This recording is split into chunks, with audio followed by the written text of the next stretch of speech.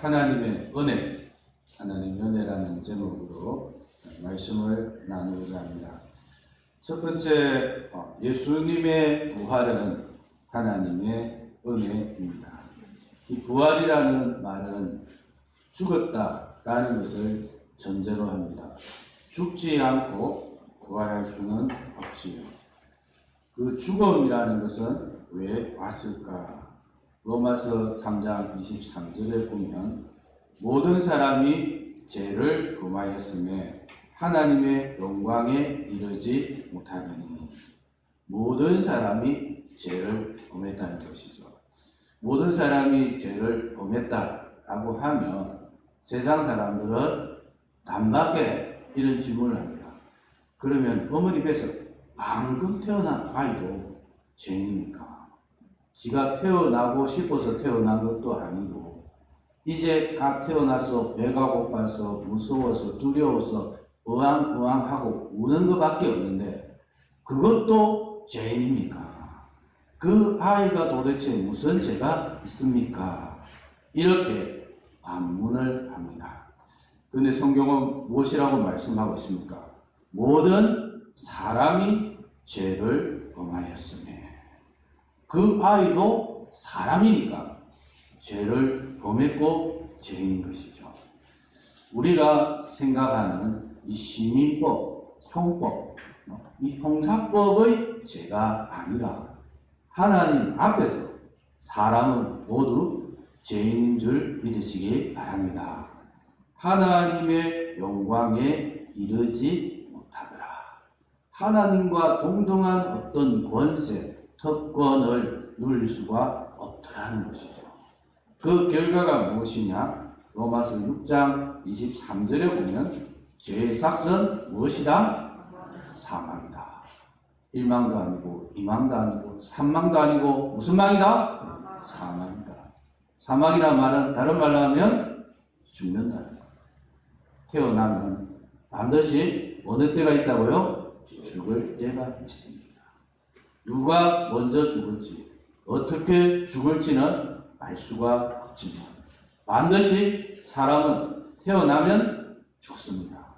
그 죽는 이유는 그 사람이 운이 없어서가 아니라, 불행해서가 아니라 모든 사람이 죄인이기 때문입니다.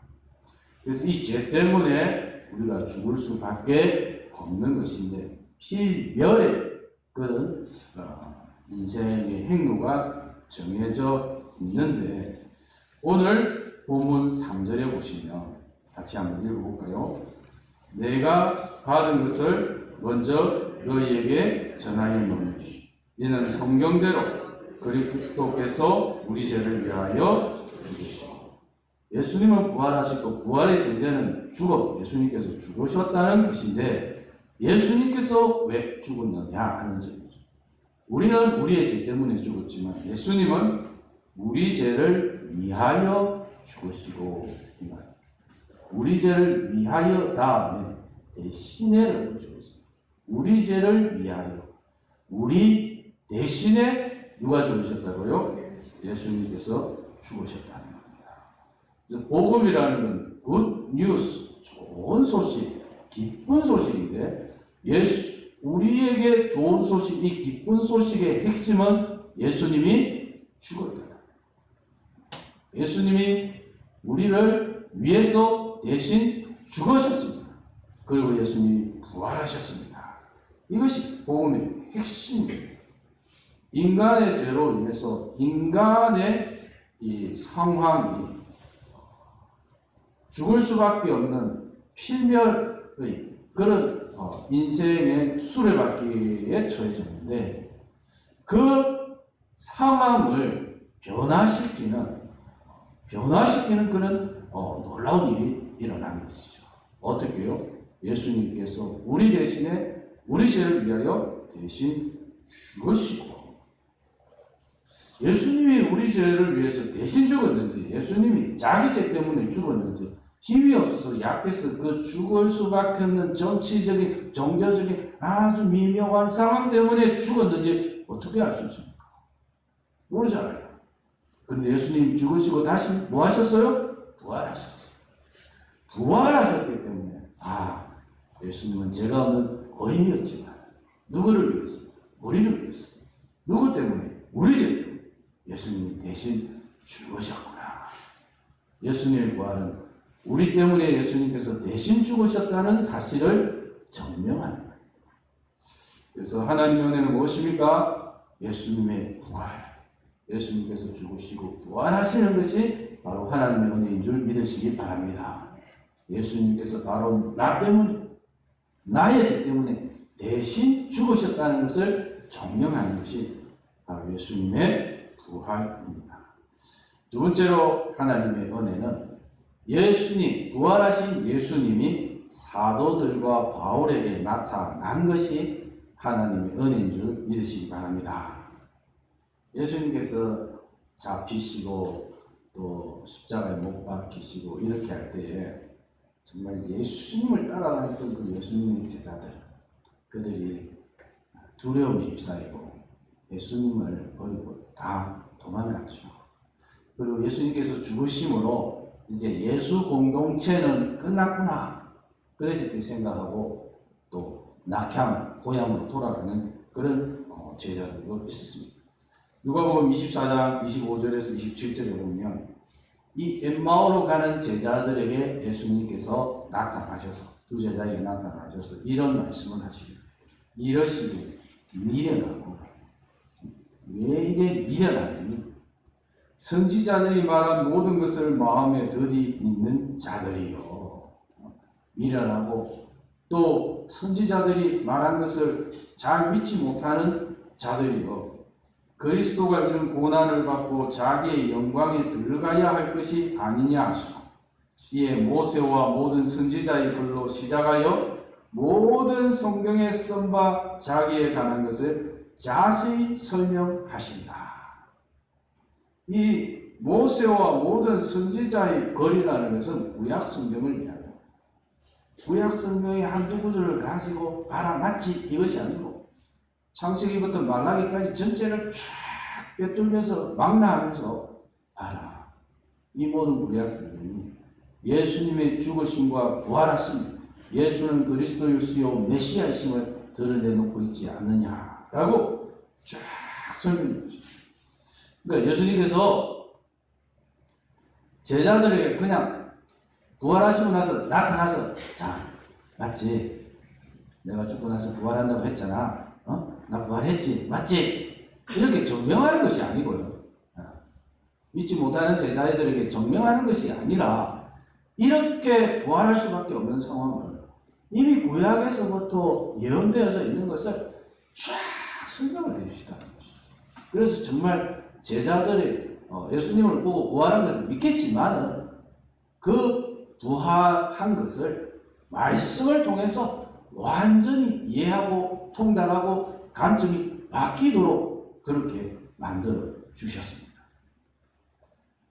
11 제자에게도 나타나셨는데요. 누가복음 24장 44절에 보면 또 이르시되 내가 너희와 함께 있을 때에 너희에게 말한 바 곧 모세의 율법과 선지자의 글과 시편에 나를 가리켜 기록된 모든 것이 이루어져야 하리라 한 말이 이것이라.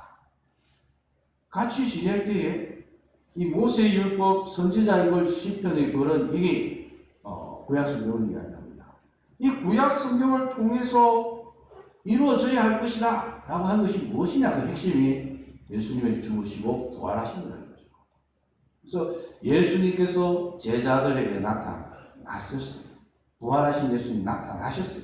그냥 단순히 나타난 것이 아니라 이 부활이 일어날 수밖에 없는 것, 하나님께서 거대한 계획을 가지시고 선지자들을 통해서 예언해 오셨음을 쫙 깨닫게 하셨어요. 가장 극적인 것이 사도 바울이지요. 사도 바울은 교회를 핍박하고 박해하던 사람이었는데 다메섹 도상에서 부활하신 예수님이 나타났습니다. 사도 바울은 그 어떤 유대인들보다 구약에 대해서 능통한 사람이에요.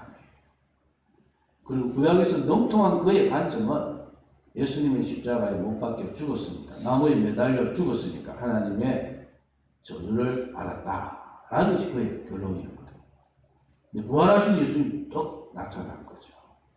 그리고 구약에 대한 그의 이해가 관점이 그리스도 중심, 죽으시고 부활하시는 그리스도 중심으로 관점이 완전히 새롭게 되었습니다. 그랬더니 어떻게 되었습니까? 핍박자, 핍박하던 자가 핍박받는 자가 되었습니다. 복음의 방해자가 복음의 전도자가 되었지요. 그래서 순교하기까지 이 예수 그리스도의 죽으시고 부활하시고 이 복음을 전파하는 것을 볼 수 있습니다. 많은 교회를 세웠죠. 가는 곳곳마다 복음을 전하고 교회를 세우고 엄청난 핍박을 받았습니다. 그뿐만 아니라 주옥 같은 성경을 기록하여서 우리에게도 이 복음이 전달되어질 수 있도록 그렇게 한 것을 볼 수가 있습니다. 오늘 본문은 이런 질적인 뿐만 아니라 양적인 500여 성도들이 한꺼번에 부활하신 예수님을 만나는 이런 일들도 있었습니다. 그래서 사도들과 바울에게 나타나신 것이 부활하신 예수님 나타나는 것이 하나님의 은혜.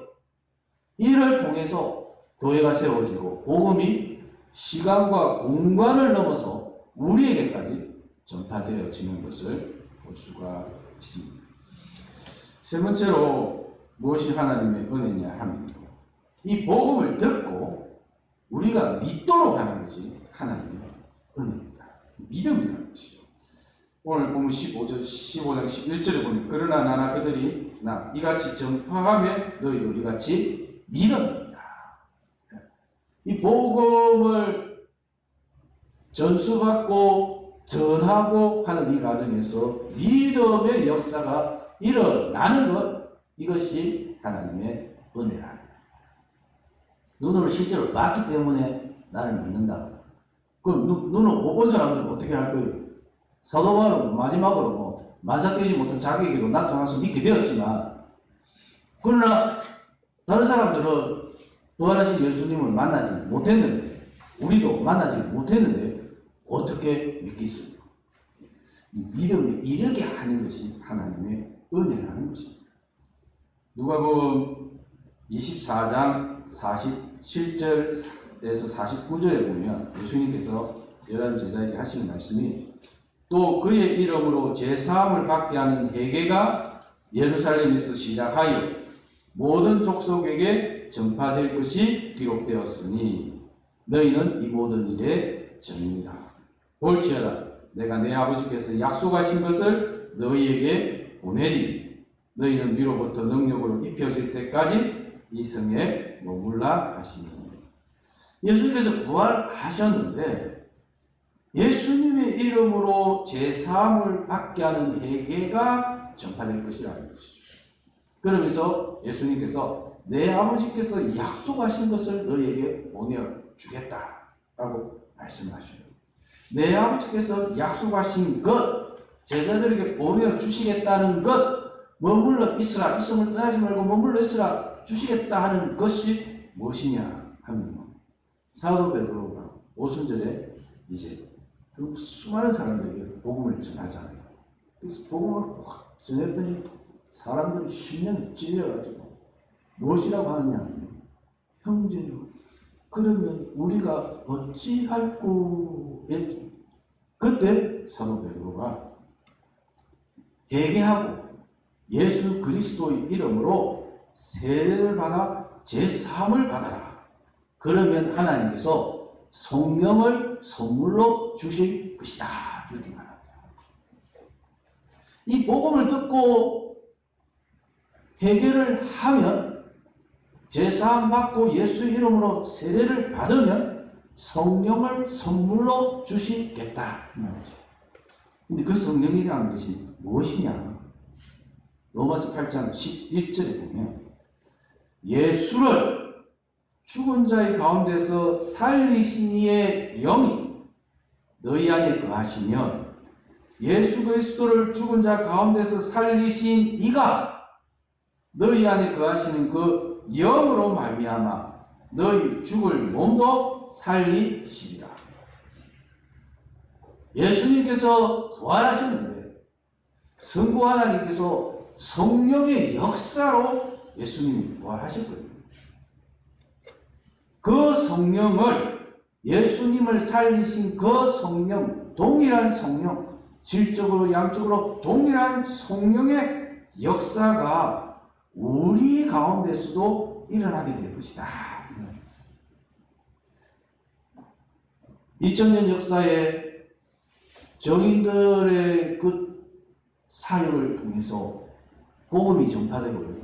지역과 공간과 시간을 초월해서 복음이 전파되고, 그 복음을 듣는 이들마다 형제요, 그러면 우리가 어찌할꼬 하는 이 회개의 역사가 일어났습니다.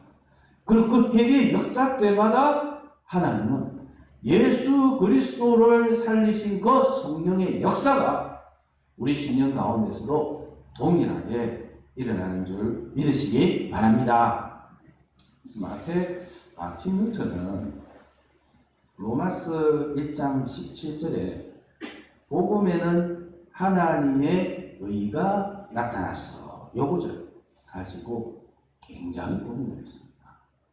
하나님의 의가 나타난다는 말은 이 세상에 하나님의 공의가 나타난다는 말이에요. 회사에서 지금 많은 회사원들이 일을 하고 있는데 갑자기 양복을 쫙 베입은 사람들이 쭉 들어옵니다. 여기 수고 많으십니다. 부산진 세무서 국세조사과에서 왔습니다. 이렇게 하면 이게 기쁜 소식입니까? 아주 놀라운 소식입니다. 지금 이 회사가 뭔가 지금 세금에 문제가 있어서 조사하겠다는 거예요. 이건 좋은 소식이 아닙니다. 홍길동이 집에 갑자기 우락부락한 사람들이 들이닥쳤어요. 홍길동씨 부산시 경찰서 강력계에서 왔습니다. 이게 좋은 소식입니까? 아주 놀라운 소식입니다. 놀라운 소식입니다. 지금 살인사건이 일어났는데 홍길동씨가 용의 선상에 올라와서 수사하겠다는 것이죠. 법원에서 출두 명령서가 왔습니다. 판사가 가야 돼요. 그럼 이게 지금 좋은 소식입니까? 아주 놀라운 소식입니다. 아주 놀라운 소식이죠.